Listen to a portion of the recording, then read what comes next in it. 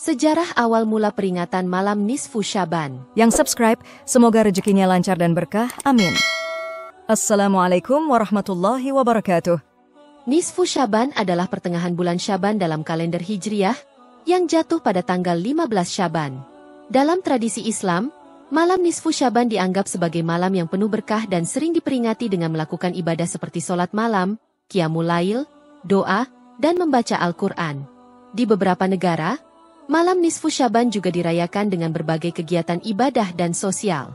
Umat Muslim percaya bahwa pada malam ini, Allah Subhanahu wa Ta'ala akan memperlihatkan rahmat-Nya, memberikan ampunan bagi dosa-dosa, dan menetapkan takdir bagi umat manusia. Namun, meskipun memiliki banyak keutamaan yang diyakini sebagian umat Islam, perayaan ini tidak dianggap sebagai suatu kewajiban, melainkan sebagai bentuk ibadah yang dianjurkan. Al-Imam Al-Kastalani, wafat 923 Hijriah, menjelaskan awal mula adanya peringatan malam nisfu Syaban dalam kitabnya Al-Mawahib Al-Laduniyah. Tabi'in Tanah Syam seperti Khalid bin Madan dan Mahul, mereka bersungguh-sungguh dalam beribadah pada malam nisfu Syaban.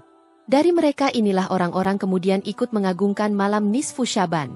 Dikatakan bahwa telah sampai kepada mereka Atsar Israiliyat, kabar atau cerita yang bersumber dari ahli kitab, Yahudi dan Nasrani yang telah masuk Islam, tentang hal tersebut. Kemudian ketika perayaan malam nisfu Syaban viral, orang-orang berbeda pandangan menanggapinya. Sebagian menerima, dan sebagian lain mengingkarinya. Mereka yang mengingkari adalah mayoritas ulama Hijaz, termasuk dari mereka Atha dan Ibnu Abi Malikah. Abdurrahman bin Zaid bin Aslam dari kalangan fukaha, Madinah menukil pendapat bahwa perayaan malam nisfu Syaban seluruhnya adalah bid'ah.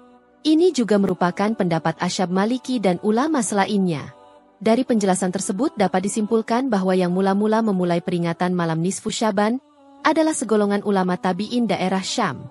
Dalam arti, peringatan malam nisfu Syaban belum ada pada zaman Rasulullah dan sahabat, baru ada pada zaman tabi'in. Peringatan malam nisfu Syaban yang kini diamalkan itu dasarnya adalah mengikuti perbuatan segolongan ulama tabi'in negeri Syam, atau kini dikenal dengan negara Suriah. Adapun bentuk bagaimana bentuk dan teknis peringatan malam nisfu Syaban ternyata ulama Syam berbeda pendapat. Dijelaskan ada dua pendapat terkait itu. Pertama, disunahkan menghidupkan malam nisfu Syaban secara jamaah di masjid. Khalid bin Madan dan Luqman bin Amir menggunakan pakaian terbaik mereka, membakar dupa, buhur, dan pada malam itu mereka itikaf di dalam masjid. Ishaq bin Rahawaih menyetujui atau tidak mengingkari apa yang mereka lakukan. Ia juga berkata, menghidupkan malam nisfu Syaban di masjid-masjid secara berjamaah bukanlah bid'ah. Pendapat ini dinukil oleh Harb Al-Karmani dalam kitab Masailnya. Kedua, dimakruhkan berkumpul di dalam masjid-masjid untuk menghidupkan malam nisfu Syaban dengan sholat, berdoa dan menyampaikan kisah-kisah teladan. Namun tidak dimakruhkan sholat sendiri untuk menghidupkan malam nisfu Syaban. Ini adalah pendapat Imam Al-Auza'i, seorang imam, ahli fikih dan alimnya negeri Syam. Demikianlah dua pendapat yang disampaikan oleh Imam Al-Kastalani dalam kitabnya Al-Mawahib Al-Laduniyah. Intinya, perbedaan pendapat ulama terkait teknis menghidupkan malam nisfu Syaban.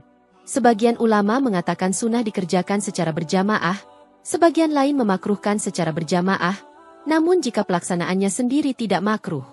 Berangkat dari pertentangan keutamaan malam nisfu Syaban tersebut, sehingga banyak umat muslim yang merayakannya. Sebenarnya banyak sekali hadits yang menjelaskan tentang keutamaan malam nisfu Syaban itu sendiri, namun banyak ulama yang menilainya dhaif. Ibnu Hibban menilai syahih sebagian hadits-haditsnya dan memasukkannya dalam kitab syahihnya, Syahih Ibnu Hibban. Di antaranya sebagaimana diinformasikan oleh Al-Hafidz Ibnu Rajab, adalah hadits yang diriwayatkan dari Sayyidah Aisyah radhiyallahu anha. Aisyah berkata, saya kehilangan Rasulullah sallallahu alaihi wasallam, tiba-tiba beliau berada di baki, sambil mengangkat kepala ke langit. Beliau berkata, apakah engkau takut engkau dizalimi oleh Allah dan Rasul-Nya? Saya menjawab, ya Rasulullah, saya menyangka engkau mendatangi sebagian istri engkau. Beliau bersabda, sesungguhnya Allah yang Maha Suci dan Maha Tinggi turun pada malam nisfu Syaban ke langit dunia, maka Allah Subhanahu wa Ta'ala mengampunkannya lebih banyak dari bulu domba Bani Kalb. Hadits riwayat Imam Ahmad. At-Tirmidzi berkata, Imam Al-Bukhari mendaifkan hadits ini. Demikianlah sejarah awal mula peringatan malam nisfu Syaban, malam yang penuh kemuliaan dan anugerah dari Allah Subhanahu wa Ta'ala. Perayaan tersebut bersumber dari para tabi'in tanah Syam yang berpedoman dari hadits Nabi Sallallahu Alaihi Wasallam. Apakah kalian termasuk orang yang merayakannya atau tidak? Tulis di kolom komentar alasannya. Wallahu alam bishawab.